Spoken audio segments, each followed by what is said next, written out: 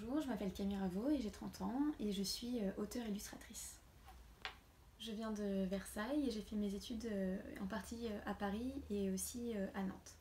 J'ai commencé en fait avec des études de cinéma à l'université et voyant que j'aimais vraiment les cours de scénario et de storyboard, je me suis dit qu'il fallait vraiment que j'écrive soit des films, soit des livres pour mêler en fait l'écriture et le dessin.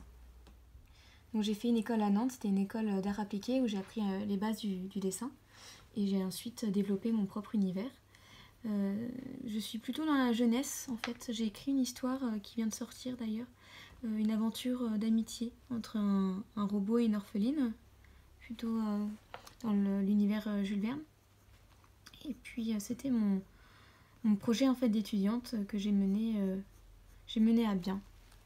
Mes influences artistiques sont Gustave Doré pour ses gravures. J'aime aussi beaucoup Vigée Lebrun pour ses peintures qui sont toujours pleines de fraîcheur, de spontanéité. Il y a énormément de vie et de modernité dans ses visages, dans ses portraits. Walt Disney a aussi une grande importance dans mes inspirations pour sa détermination, le fait d'aller au bout d'un projet, qu'importe les difficultés. Et évidemment Claude Monet, par ses couleurs, comment il arrive à nous montrer la lumière. En fait, à travers la couleur, il arrive à apporter la vie. J'adore voyager.